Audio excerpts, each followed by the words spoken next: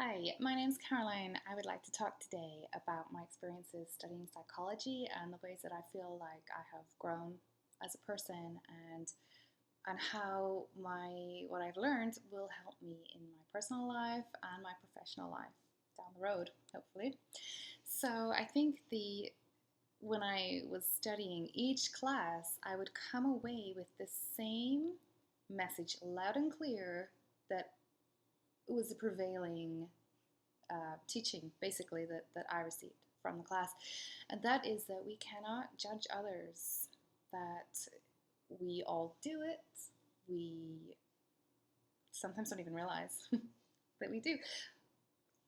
But now I know that the reasons behind people's actions and behaviors, there's so much involved that, in a sense, and I know that psychology teaches us that we can absolutely change, that we can control how we respond to situations. But if you haven't had any therapy, if you haven't studied psychology and gone within and had some growth of self awareness, then in a sense, when people react, it is beyond their control. So they're doing things because of patterns that have been set, because of automatic thoughts they have, because they have had things modeled for them by caregivers and parents, and so they're simply responding in the ways that they feel that's normal. So I have come away with a very strong sense of it. You just can't judge other people, and certainly self-awareness for me as well, because so much of the teachings, it's very humbling, but it also is very powerful because we can learn so much about our own failings, if you will, or the things in us, the weaknesses we have, or the tendencies we have that everybody does. The stereotyping, the self attribution bias, there's so much there that we aren't even aware of.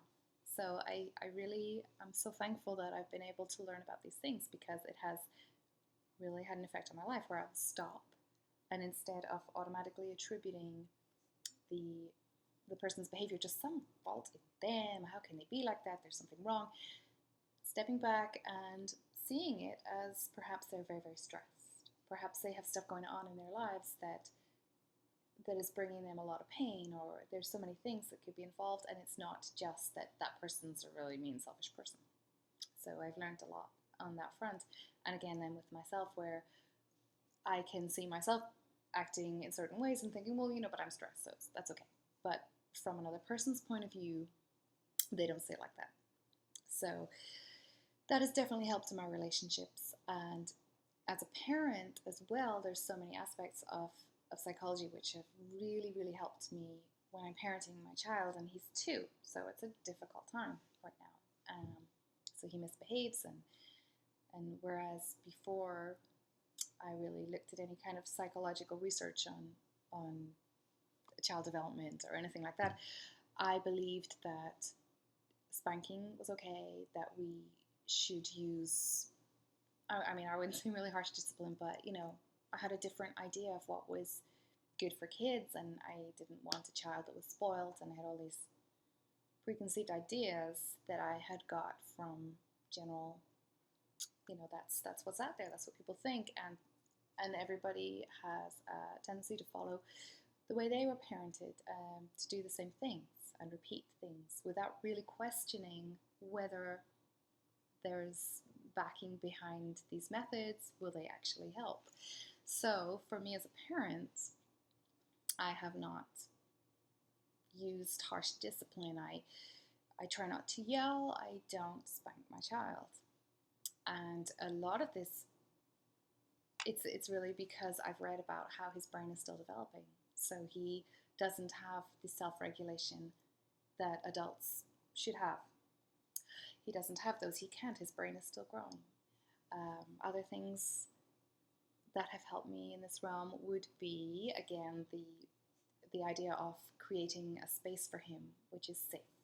unconditional positive regard as a therapist is such a vital component. Otherwise, the therapy is not going to be any use because people don't feel safe, and we're so used to being judged in life that it can be hard to find somebody that we can open up to fully. So that's where therapy comes in. But also as a parent, I want my son to feel that he can tell me anything, and also as a wife, I want my husband and my friends. This is what I want to create for everybody in my life, not just as a therapist. I want other people to feel that they can come to me and tell me stuff, and know that it's safe. So that's a really important tool. And the other really big lesson that I've come away with is compassion. Compassion for others, but compassion for yourself. So, like everyone else, I've made a lot of mistakes in my life that I really am so ashamed of, and I think, oh, how could I do that? And I struggle with self-forgiveness and treating myself the way that I try to treat others. So learning about that side of it and mindfulness and using the exercises and tools on self-forgiveness has been so important for me, because I think if I hadn't dealt with those things, it would be so easy to repeat the same mistakes that I made in the past because I hadn't really forgiven myself. And that is a really, really good tool. So I'm hoping again that I can use these exercises, these things that I have learned, to help my child develop a healthy attitude towards himself and others and the world around him. And again, I think the forgiveness, the self-compassion is so important to then be able to have compassion for others. That's really key. So I mean, there's so much stuff that I have learned, and I feel like I'm still learning. We'll always be learning, and that's what I like about psychology. I feel like it's a field that is a field that's ever growing, ever changing, and challenges our beliefs, our beliefs about the world and others. And I think that's just such a great thing in life. So thank you very much for listening. If you like this, please click the like button and leave a comment below if you would. Thank you very much.